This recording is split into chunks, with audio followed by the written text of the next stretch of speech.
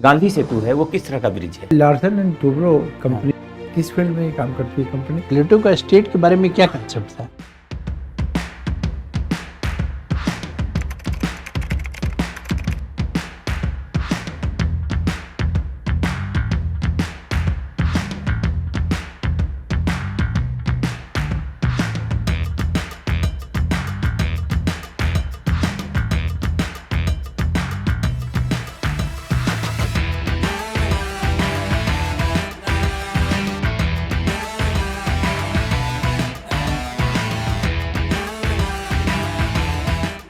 May I come in, sir? आइए आइए। Good afternoon, sir. Deemed university Calicut से आपने सिविल इंजीनियरिंग की जी सर। पढ़ाई की है ना? जी सर। सिविल इंजीनियरिंग का क्या काम होता है? सर जो भी संरचना बनती है, हम्म, जैसे घर बन रहा है, पुल बन रहा है, रोड रोड बन रहा है, कुछ भी बन रहा है। पुल भी आप लोग बनाते हैं ना? हाँ सर। तो उसमें कैसा लोड लग रहा है, उस लोड का उस संरचना पे क्या असर होगा, फिर उसका विश्लेषण करना, उस हिसाब से बनावट करना नक्शा में, तो ये डिजाइन सब वगैरह सब सब काम होता है सर। कंक्रीट का स्ट्रेंथ कैसे नापते हैं आप लोग? सर एक मशीन आता है, हाँ CTM कंप्रेशन टेस्टिंग मशीन। हाँ हाँ। उसमें हम लोग 15 से 15 सेंटीमीटर क्यूब का ये ढांचा तैयार करते हैं और उसके बाद हम लोग एवरेज लेते हैं। 95% टेस्ट अगर पास हो जा रहा है तो वही स्ट्रेंथ माना जाएगा उस पर। ब्रिज में एक कैंटिलीवर ब्रिज होता है, ये क्या होता है? और ये कैंटिलीवर अपना जो गांधी सेतु है वो किस तरह का ब्रिज है? सर, गांधी सेतु सर सिंपली सपोर्टेड ब्रिज है। Simply supported. हाँ। अच्छा, और पहले क्या था? कुछ स्वरूप बदला है ना गांधी हाँ, वो तो अभी सर ट्रस ब्रिज हो गया है। हैं? अभी ट्रस ब्रिज है, पहले सिंपली सपोर्टेड वाला था। सिंपली सपोर्टेड हाँ या कैंटिलीवर था? पहले तो दोनों तरफ से कैंटिलीवर टाइप का था ना, ऐसे झूलता रहता था। सर, मुझे वो याद नहीं है सर। नहीं याद है? हाँ, वो नहीं याद है। अभी ट्रस ब्रिज है, स्टील ट्रस ब्रिज है। अच्छा, कमिटेड से क्या तात्पर्य है आपका सर स्ट्रेंथ में? किसी चीज़ को एक बार हम जब ठान लेते हैं कि हमको ये करना है तो फिर जल्दी हम पीछे नहीं हटते उस चीज़ से। तो ये तो कमिटेड और रिजिडिटी, इन दोनों में क्या अंतर हुआ? रिजिडिटी है कि एक एरिस्टोटल एक बात बोले थे, वो कह रहे थे कि जो करेज होता है हम्म, वो आपका फुलिशनेस मतलब क्या फुलिशनेस और रेकलेसनेस मतलब कि जिद, इस दोनों के बीच में आता है। तो जो रिजिडिटी होगा वो समय पे नहीं बदलना। अच्छा जब देख रहे हैं कि मेरा गलती है हम्म, और तब भी हम उस गलती को दोहराते जा रहे हैं 3-4 बार, तो हमको लगता है वो रिजिडिटी हो जाएगा।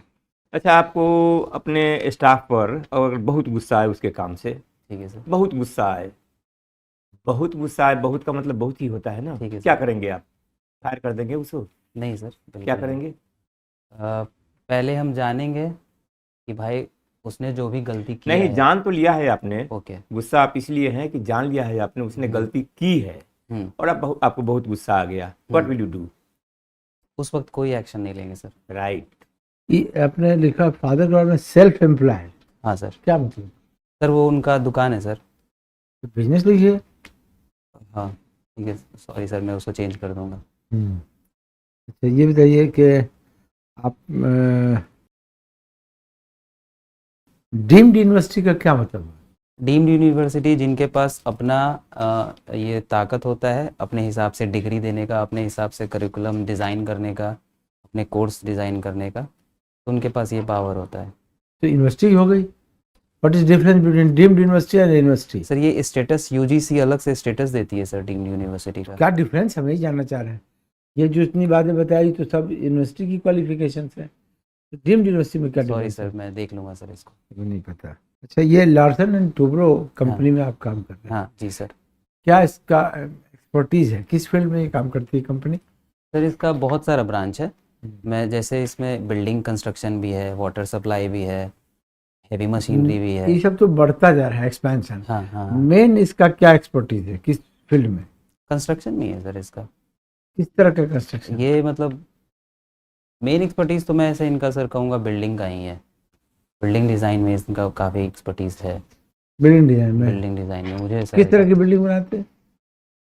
सर अभी जैसे एक इनका बिल्डिंग जो इनका हेडक्वार्टर में है चेन्नई में, उसमें पराठे शेप का बिल्डिंग बना हुआ था, मतलब ट्रायंगुलर, और वो हेक्सागन टाइप का दिख रहा था वो बाहर से।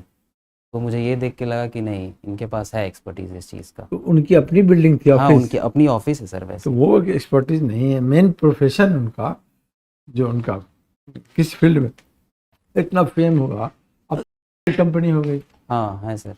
किस फील्ड में फेम हुई? सर मुझे तो वही लगता है सर इनका। ऐसे मैं तो वाटर सप्लाई डिपार्टमेंट में था। हाँ, बिहार में क्या काम करी पता है आपको? हाँ सर, ये जादूगर के पास इनका ये वाटर सप्लाई वाला ये काम कर रहे हैं, पाइप डालने का, वाटर ट्रीटमेंट प्लांट बनाने का, ये इन्हीं के पास है।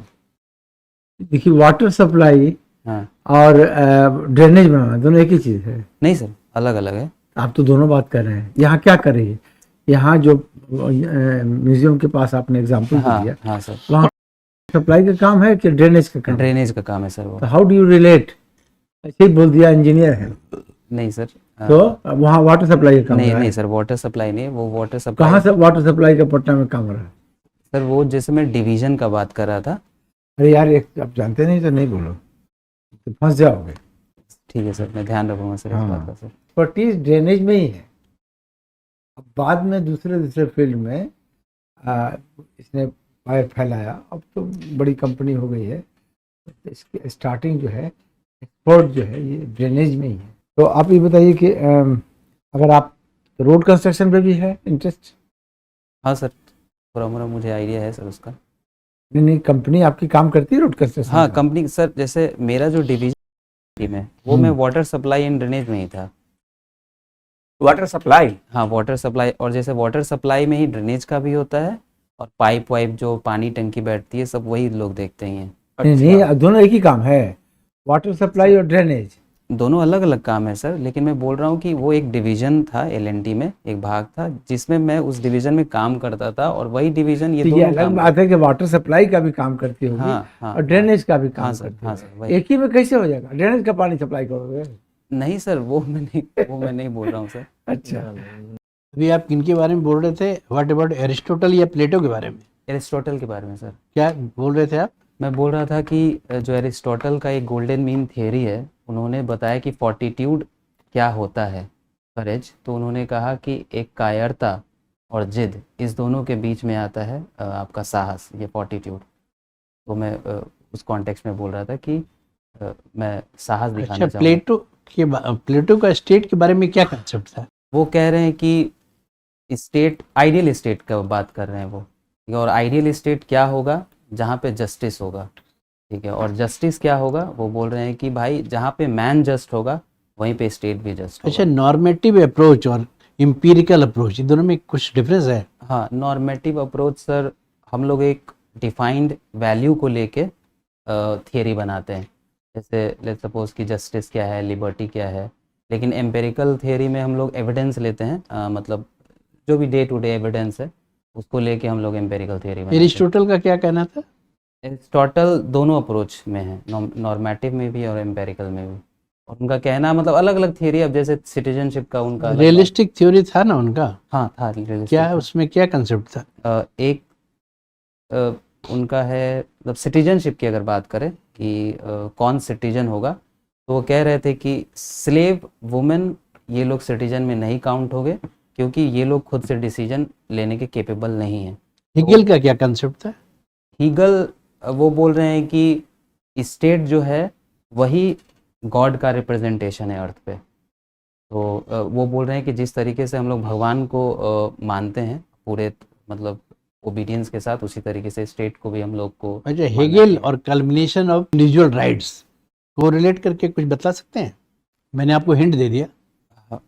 मतलब अगर जैसे ही हम लोग स्टेट को एज अ मतलब फुल्ली भगवान मान लेंगे, फिर तो हमारा सोचने समझने का शक्ति ही नहीं रहेगा, और सोचने समझने का शक्ति नहीं रहेगा तो फिर हम लोग अपने राइट्स के बारे में क्या सोचेंगे, क्या उसको नहीं, बचाएंगे। हेगेल क्या कहता था कि individual must be active participation, freedom चाहते थे कि नहीं, सब्जेक्ट को फ्रीडम मिले?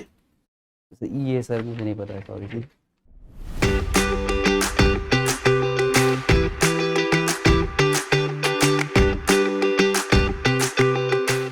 अच्छा, लेकिन थोड़ा सा एक आध चीज कॉशस रखना है।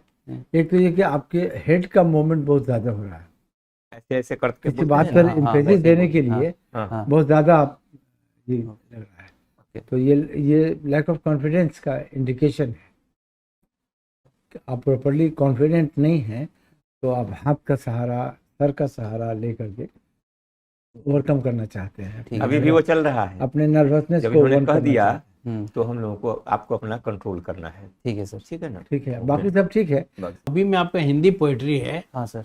हिंदी पोइट्री में क्या काम करते हैं? हिंदी पोइट्री में सर मैं लिखते लिखता हैं, हूँ सर। लिखते हैं। एक आध Writing. तो पोइट्री बतला दीजिए, लिखे हैं जो। अभी जस्ट 1-2 दिन पहले लिखा हूँ हाँ, सर। बताइए। गाजर के हलवे में रूठी भाप की गर्माहट, उस इठलाती गर्माहट में